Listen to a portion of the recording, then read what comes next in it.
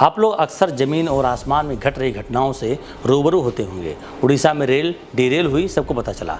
नेपाल में हवाई दुर्घटना हुई, उसमें 2 भारतीय मारे गए, आपको जरूर जानकारी मिली होगी। लेकिन यात्रा और व्यापार का एक समुद्री मार्ग भी है। एक देश से दूसरे देश में यात्रा और सामान भेजने का अच्छा माध्यम है। लेकिन यहाँ की खबरें ना हमको दिखाई जाती हैं और ना ही बताई जाती हैं, जबकि वहाँ भी हमारे भारतीय लोग काम कर रहे होते हैं। अगर कहीं कोई खबर होती भी है तो वह आप तक आते आते दम तोड़ देती है। लेकिन हम आपको समुद्री घटनाओं से भी रूबरू कराएंगे। नमस्कार, मैं हूं रोहित रमापुरी और आप देख रहे हैं live UP news 24। Shipping industry से एक बड़ी खबर सामने आ रही है। बीते 31 मई को डीजी शिपिंग ने दुनिया की जानी मानी कंपनी एंग्लो ईस्टर्न के आरपीएसएल एंग्लो ईस्टर्न शिप मैनेजमेंट के आरपीएसएल संख्या MUM 88 को रद्द करते हुए 3 साल का बैन लगा दिया। जहाज पर एक मौत के मामले में एंग्लो ईस्टर्न के खिलाफ जांच चल रही थी। सालों जांच के बाद डीजी शिपिंग ने ऐतिहासिक फैसला सुनाते हुए एंग्लो ईस्टर्न पर बैन लगा दिया और जहाज कंपनियों के लिए यह केस नजीर बना कि अब किसी नाविक की अगर जहाज पर मौत होती है तो उसकी उच्च जांच होगी और दोषी कितना भी बड़ा क्यों ना हो वो बख्शा नहीं जाएगा। आपको बताते हैं पूरा मामला क्या था। गाजियाबाद निवासी Sanjay Chaudhary Anglo Eastern company में चीफ इंजीनियर के पद पर तैनात थे। 17/4/2018 को कंपनी के द्वारा परिजनों को बताया गया कि संजय को हार्ट अटैक आया और जहाज पर ही उनकी मौत हो गई।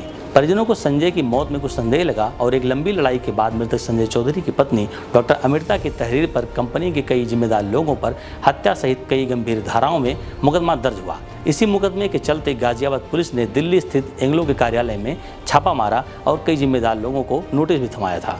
गाजियाबाद पुलिस सूत्रों की माने तो नोटिस के बाद भी हत्या आरोपी अधिकारी हाजिर नहीं हुए और अंतरिम जमानत भी ले ली। उसी मामले की एक जांच डीजी शिपिंग अथॉरिटी में चल रही थी। चूंकि डीजी शिपिंग ने एंग्लो ईस्टर्न के खिलाफ एक्शन लेते हुए उसे बैन कर दिए तो अन्य कंपनियों के होश उड़ गए।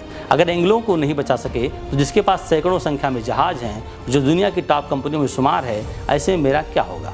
आपको बता दें कि एंग्लो ईस्टर्न की गिनती दुनिया की नामी गिरामी कंपनियों में होती है, जिसका मुख्यालय हांगकांग में है। इंडिया में 3 साल का बैन लगते ही पूरी शिपिंग इंडस्ट्री में हंगामा मच गया। एंग्लो ईस्टर्न के हांगकांग स्थित कार्यालय से इंडिया में फ़ोन घनघनाने लगे। कंपनी से जुड़े सूत्रों की माने तो कंपनी के भारतीय अधिकारियों पर दबाव बनने लगा कि कैसे भी इस बैन को हटना चाहिए। पूरी दुनिया में इसका गलत संदेश जा रहा है। फिर क्या था, एंग्लो में कार्यरत भारतीय अधिकारी एड़ी चोटी का जोर लगाने लगे। कई यूनियन के नेताओं ने डीजी शिपिंग को लेटर लिखा कि जल्द से जल्द इस बैन को हटाया जाए। दबाव बना और एंग्लो ईस्टर्न पर लगा 3 साल का बैन 3 दिन में ही हट गया।